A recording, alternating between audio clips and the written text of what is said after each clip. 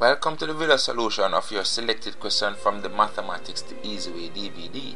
If you have not yet seen the introduction video on the DVD, please do so now, as it outlines how the Easy Way series will help students to be successful in their CXC exam.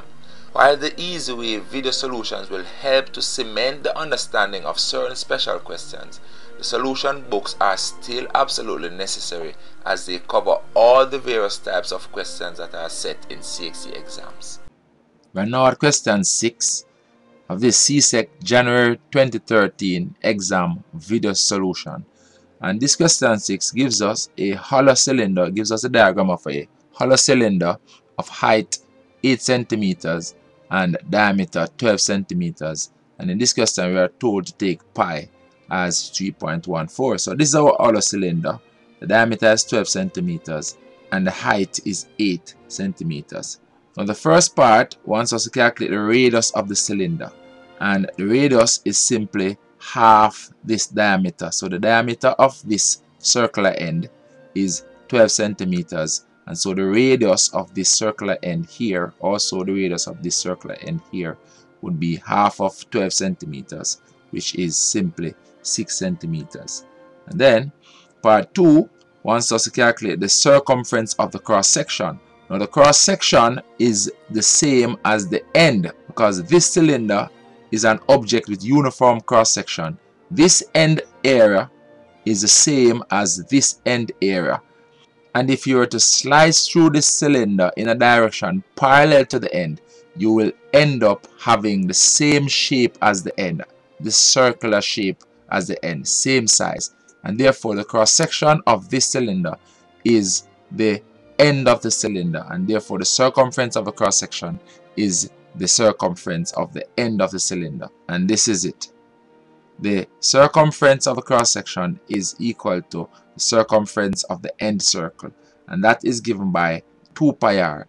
Circumference of the end is 2 pi r, and that calculation is 2 multiplied by 3.14 multiplied by the radius, which is 6 centimeters, and therefore the circumference of the cross section, which is the circumference of the end of the cylinder, is 37.7 centimeters. Let's move down now to part B. Now what we have so far is that the height of the cylinder is 8 centimeters and the radius is 6 centimeters, and we also calculated that the circumference of the end, or the circumference of the cross section of a cylinder, is 37.7 centimeters, and we are now presented with this rectangle representing the net of the curved surface of the cylinder. That is the area around the side of the cylinder. When this area around the side of the cylinder is unfolded, it will take the shape of this rectangle, and therefore this rectangle is called the net of the curved surface of the cylinder. It's a rectangle because if we were to cut through this end and unfold the curved surface of the cylinder, it will form this rectangle. And we are required now to state the value of A, that's the length of the rectangle, and the value of B, that's the height of the rectangle. And so because this is the net of the curved surface, this length here represents the circumference of the end, because when we unfold the curved surface, this end becomes this side of this rectangle. This end here becomes this side of this rectangle, and the slice down here represents the height of the rectangle. And therefore the length A of the rectangle is equal to the circumference of the end of the cylinder, which we know is 37.7 centimeters, and therefore A is equal to 37.7 centimeters, and B matches the height of the cylinder. This B matches the height of the cylinder, which we know is 8 centimeters, and therefore A is 37.7 centimeters, matching the circumference of the end, and B is 8 centimeters, matching the height of the cylinder. So that's the answer for that part. Let's move down now to part 2. Now what we have so far is that A is 37.7 centimeters and B is 8 centimeters. That's on the net of the curved surface area. And part 2 now wants us to calculate the area of the curved surface of the cylinder. And so because the curved surface of the cylinder is unfolded into this rectangle, it means that the area of this rectangle is equal to the area of the curved surface of the cylinder. And so we can write that the area of a curved surface is equal to the area of this rectangle, which is simply equal to the length multiplied by the width. And so it is 37.7 multiplied by 8. That is the area of this rectangle, which will be equal to the area of the curved surface of the cylinder. And that works out to 301.6 centimeters squared. That's the area of the rectangle, which also is the curved surface area of the cylinder. Let's move down now to part C. Now part C tells us that 0.5 liters of water is poured into the cylinder, and we know that the base of the cylinder is 6 centimeters, and we are required to find the height of water. So let's show how that would appear on the diagram, and this is it. This section here represents the 0.5 liters of water that is poured into the cylinder, and the height reached is represented here, h. So what we basically want to do is calculate this height h. 0.5 liters of water in this cylinder reaches a height of h, and we are trying to find h.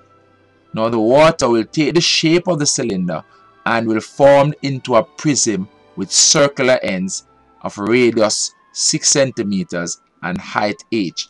Now since our dimensions are in centimeters, we have to convert the 0.5 liters into centimeters cubed, and the conversion is that 1 liter is equal to 1000 cm cube, and therefore our 0.5 liters is 500 cm cube.